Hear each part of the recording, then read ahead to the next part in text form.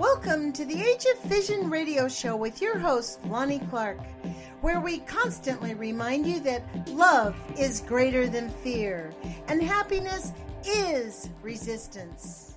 Good morning or good afternoon or good evening whenever you hear this podcast. This is Lonnie Clark, your host of the Age of Fission radio show. And as the title says, this is the fourth reading of Karl Grossman's book, Weapons in Space. And I think we're almost finished. We're on page 67 and the book is only 80 pages long. I want to thank you for joining us. We are on a new subtitle called Globalization and Control. The U.S. is now called a unipolar superpower, the only superpower left on Earth, and having supremacy over the world politically, economically, and military is the most important to the country's power structure. This power structure, more than the country's political far right, sees a U.S. that is overwhelmingly powerful militarily, as required for globalization. The hidden hand of the market will never work without a hidden fist. McDonald's cannot flourish without McDonnell Douglas, the builder of the F-15.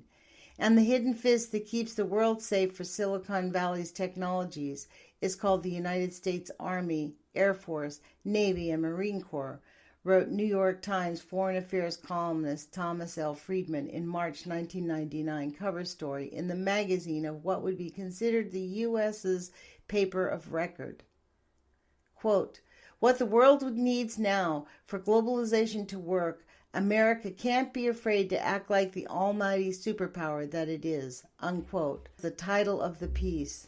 The full cover illustration for it was a photograph of a clenched fist with stars and stripes painted on it in red, white, and blue.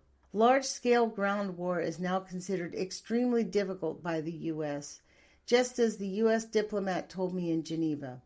It's due to, as he said, what happened to the U.S. in Vietnam, and it's also a result of TV's turn-around-the-clock coverage when war breaks out these days, giving people a picture of the face of war. 3 GIs were captured during the war in the Balkans in 1998, for example, and that became a marathon media event, provoking a national trauma before they were released.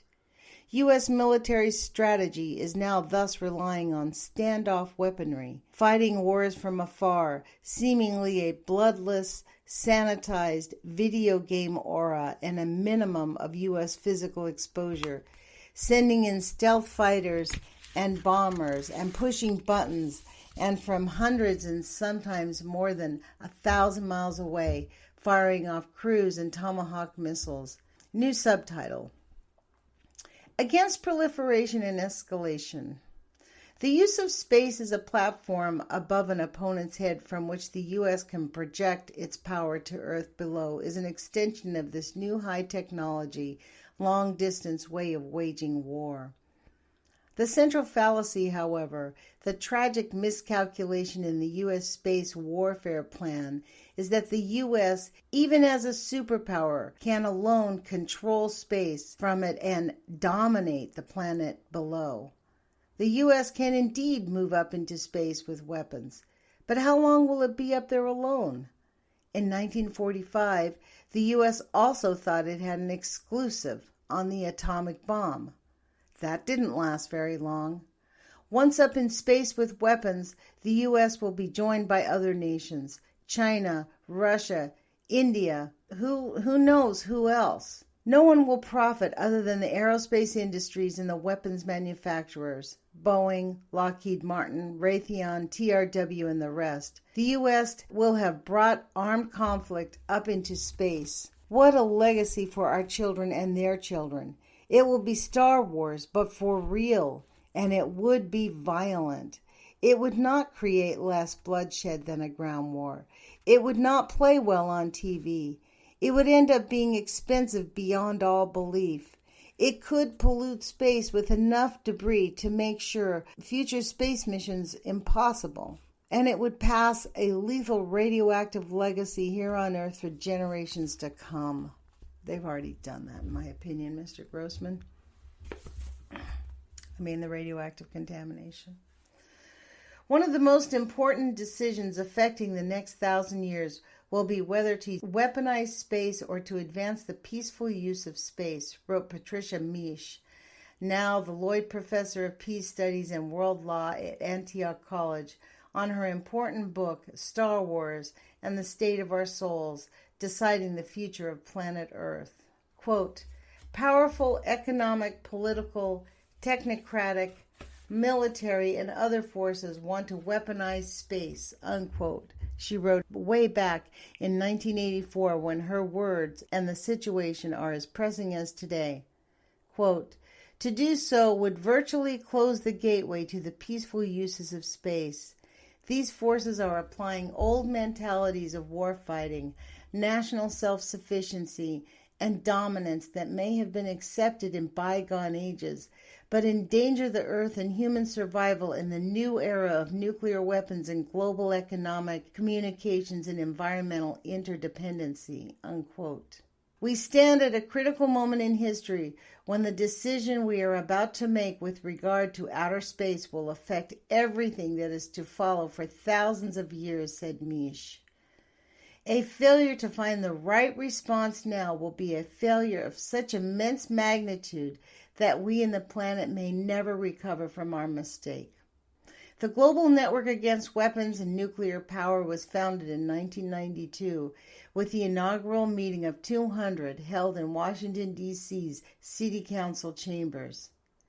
There was Suzanne Marinelli of the Sierra Club of Hawaii, who was fighting the establishment on her island of Kauai. It really is paradise of the Star Wars launch site. The site was established and has been the scene of numerous protests. And that protest, just this is my little injection here, it's still going on. People are still protesting there. Chris Brown of Citizens Alert in Nevada, where plans are being made to test the Timberwind nuclear power-propelled rocket, will be there and spoke of the toll of atomic testing on the people of Nevada, Utah, and Montana. It is time to stop making the citizens of the western United States victims of the country's addiction to nuclear weapons and nuclear power, said Brown. The Timberwind nuclear-propelled rocket was canceled 2 years later, but in recent years, the Pentagon and NASA have resumed development of the nuclear-propelled rocket, with much of the work going on at the University of Florida in Gainesville, Los Alamos National Laboratory, and NASA's Marshall Space Flight Center in Huntsville. Canadian scientist Walter Dorn was there, complaining about the U.S. opposing UN guidelines on space activities involving nuclear power. We're going to educate, mobilize, and activate and influence the whole space policy program and turn the U.S. away from weaponizing and nuclearizing space, said Gagnon at a press conference in which an action platform was outlined. It called on the U.S. Congress to zero out space-based weapons funds and the budget for the Timberwind. It declared support for Iowa Democratic Senator Tom Harkin's Outer Space Protection Act banning weapons in space, which, like measures in the House in the 1980s, failed. The platform said that the global network would work to remove secrecy and expose the information presented to the public regarding these issues, and concluded by saying that the global network would seek to build international cooperation in space and urge the reallocation of resources to benefit humanity and to protect the planetary environment. Well, I think that failed, right?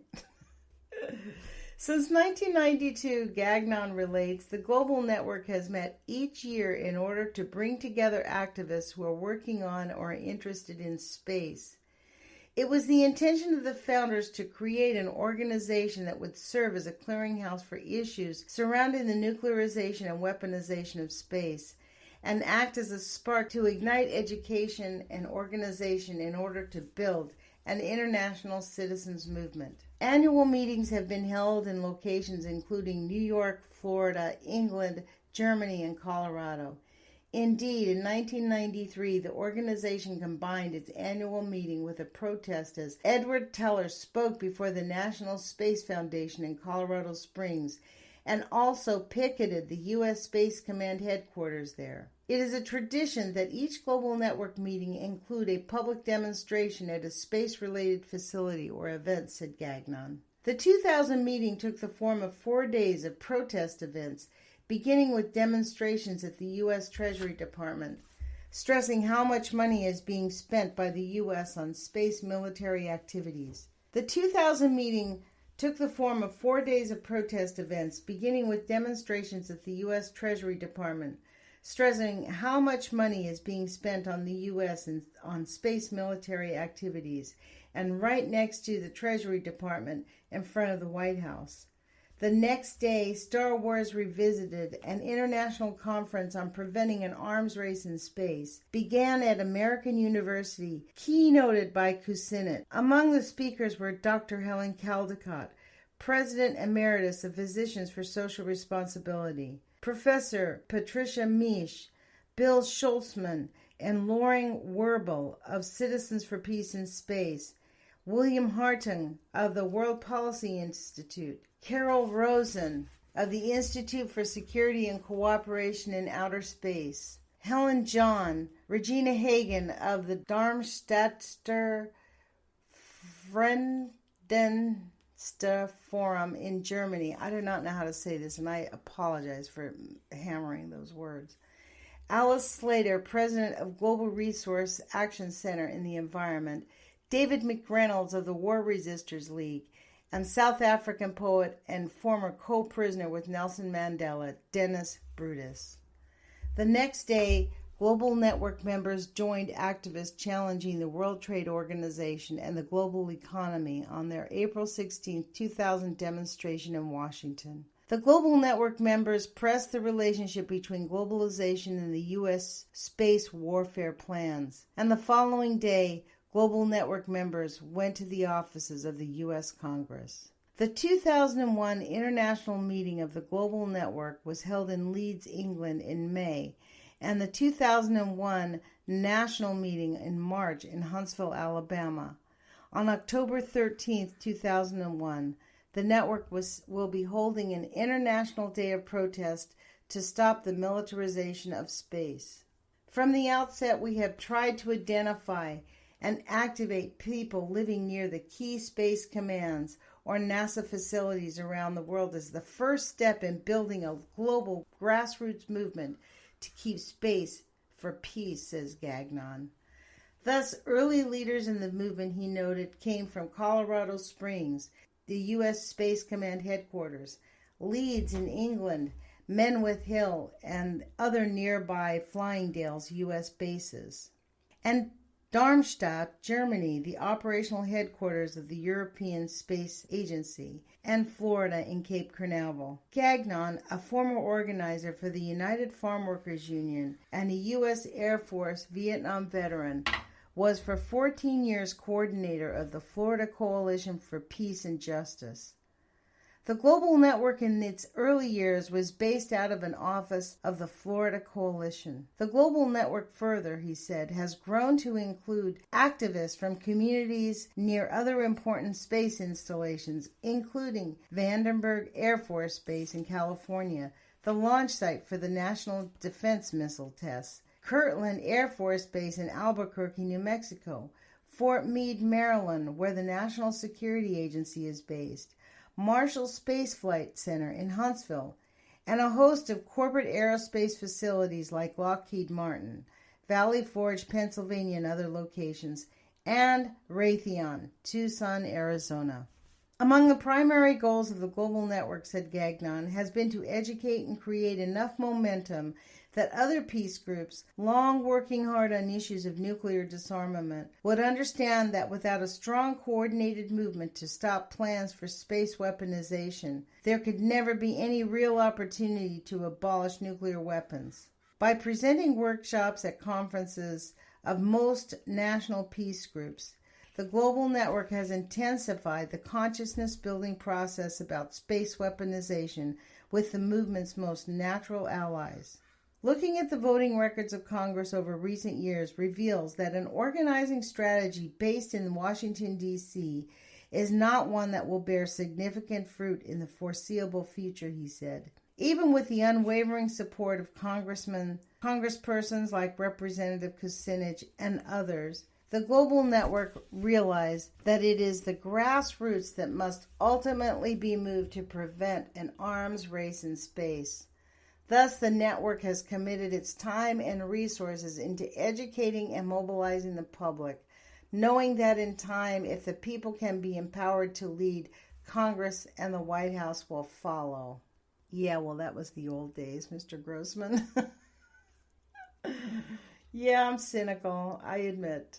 Similarly, he said at the outset, the Global Network came to understand that the U.S. peace movement could never alone lead this movement to keep space for peace, because the issue of global warfare in space has universal implications. The Global Network has taken the issue to every part of the world. It is with great pride, he said, that the Global Network points to an active support in places like Bangladesh, England, Ghana, Germany, Romania, Australia, China, India, Japan, Egypt, Azerbaijan, Nepal, and South Korea. The growing movement indicates that people all over the world understand the U.S. is now poised to plant the bad seed of war, greed, and environmental degradation in space. Citizens in these places rightly see themselves as part of the solution to this problem and have joined the struggle to maintain and strengthen the United Nations treaties, the Outer Space Treaty of 1967 and Moon Agreement, which, among other things, forbids military bases on the moon. The idea that space must become a protected environment has caught on worldwide. Creating a global democratic debate about the kind of seed that humanity should carry into space is the ultimate goal of the Global Network, said Gagnon. The visions of people worldwide gazing at the moon and the stars, sharing this tiny planet in space, and speaking with a collective voice that calls for protecting space from the evils that we could have sown on this earth, is the true work of Global Network. Members of the organization do not accept that we must continue to squander hundreds of billions of dollars on research and development for space-based lasers, anti-satellite missiles, and nuclear-powered rockets. The time has come to say enough. Gagnon offers the following suggestions of what you can do to join the historic movement for peace in space. Number 1, learn more about the U.S. scheme to control space and from it dominate the earth. An organizer's packet of information can be ordered from the Global Network for $5. Educate others by holding house meetings, writing letters to the editor, organizing teach-ins, taking friends to talk with your political representatives. Organize public events and protests that call for peace in space. Invite speakers from the Global Network to attend. Check the Global Network's website regularly and get on its email subscription list. Check out the large web links sections, including the U.S. Space Command sites, on the Global Network website, www.spaceforpeace.org. That's SPACE, the number 4, PEACE.org. Become an individual member or group affiliate of the Global Network. Send representatives from your community to upcoming meetings and protest events being organized by the Global Network. Check its website calendar for details. The address of the Global Network Against Weapons and Nuclear Power in Space is P.O. Box 90083, Gainesville, Florida 32607. Its phone number is 352-337-9274. Its email is globalnet@mindspring.com. That's GLOBALNET &MINDSPRING.com. The Global Network's board includes representatives from the world, including Ghana, United Kingdom, Romania, and Germany. Board member Regina Hagen from Darmstadt, Germany, recounts that when I first heard about the nuclearization and weaponization of space, I was shocked. I couldn't believe it. I knew about the old Strategic Defense Initiative back in the 80s, But then I thought that passed because the Soviet Union was no longer there and no longer a threat to the U.S. But, said Hagen, a scientific translator, the U.S. military just keeps on with their plans and with planning for war in space and war from space and war to space. She recalled that while attending a global network meeting in Colorado Springs, she went to a briefing given by an officer at the U.S. Space Command. One of the early slides shown by the officer said, "Control of space," noted Hagen. I asked, "How would you as an American feel if we Europeans or even we Germans would claim space as ours? That we would want to control space, that we would want to dominate space, that the resources in space are ours. I mean, how would you feel? That is so unbelievable. Why should Americans have the right to control space, which is meant to be there for everyone? The United States is trying to find a new bully mission in the aftermath of the Cold War," said Loring Werbel of Citizens for Peace in Space. "We already have the largest country on the planet. We want to be able to control resources, to control the balance between the haves and the have-nots, to control who stays wealthy and who remains poor.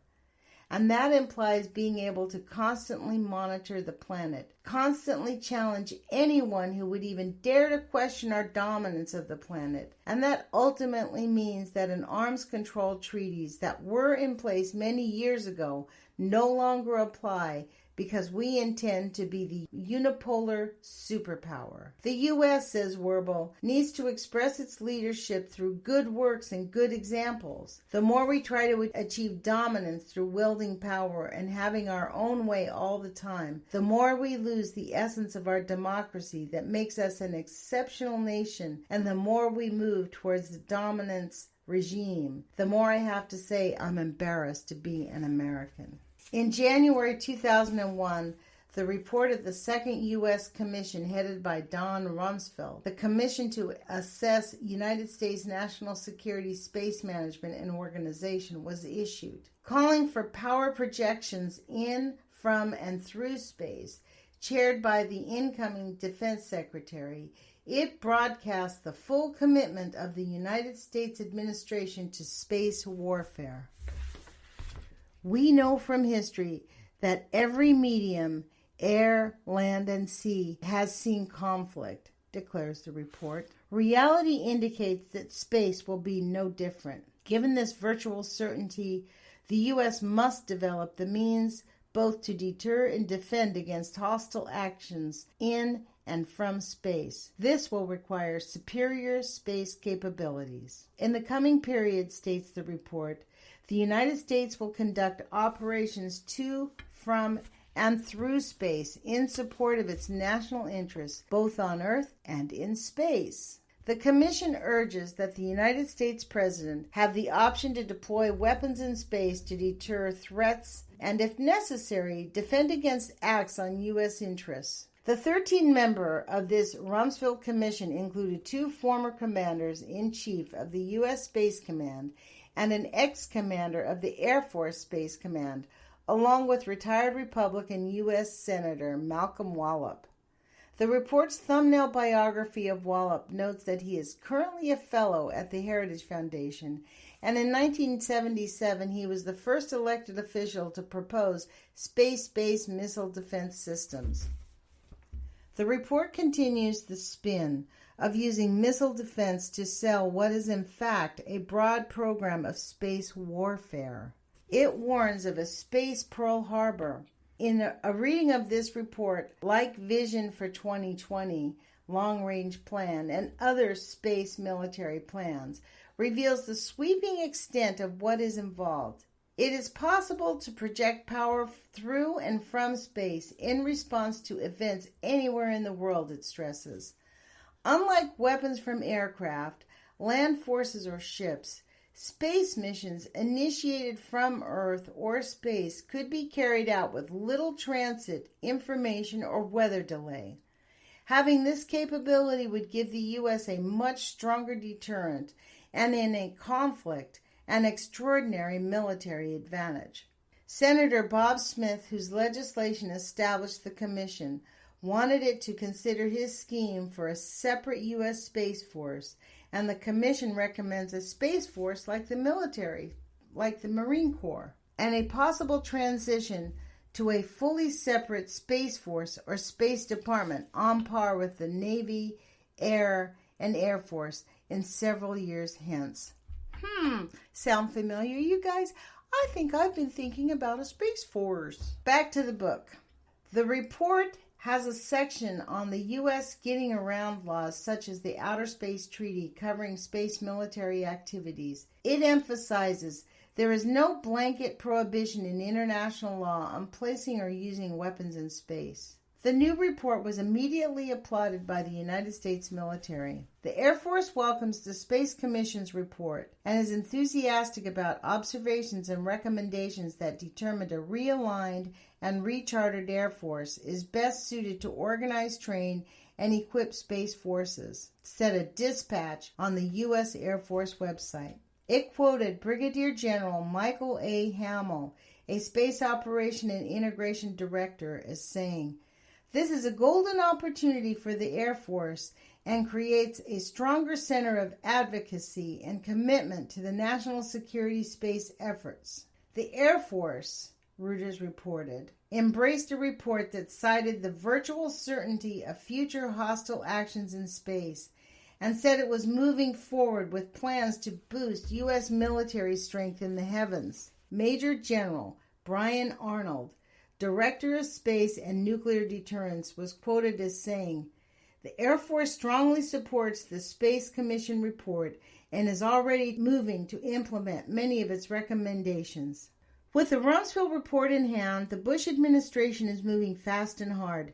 In a matter of weeks and without presidential appointment or decree, the nation's policy towards space appears to have shifted from one of civil exploration and commercial exploration to one dominated by warfighters, noted Florida Today in February 2001.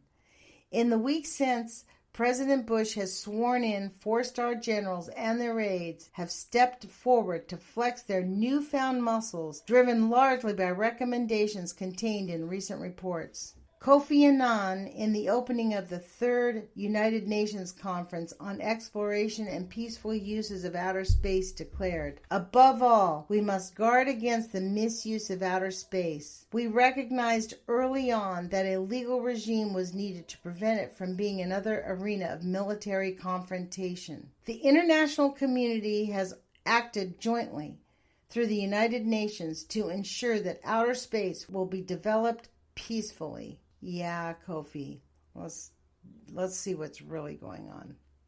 But there is much more to be done. We must not allow this century, so plagued with war and suffering, to pass on its legacy, when the technology at our disposal will be even more awesome. We cannot view the expanse of space as another battleground for our earthly conflicts, said Annan. But as the new century begins, this is not the vision of the power structure of the United States of America. There must be strong opposition in the U.S., international action, and a global agreement banning weapons in space. We must keep space for peace. The people of the United States, the people of the world must learn, said Gagnon, about what the U.S. is up to and stop it. Well, that's the end of the book, folks. The Age of Fission radio show brings you book readings, pertinent articles, interviews with both activists and victims of nuclear and environmental contamination. We strive to deliver only the facts from reliable sources. We want to remind you that love is greater than fear, and happiness is resistance. Our dedication to love and happiness paves the road for innovation and healing. As we face our harsh reality, let us hold each other up and rejoice in our humanity. If you want to comment, please send your thoughts to ageoffision@gmail.com. That's AGEOFFISSION @gmail.com to your host, Lonnie Clark.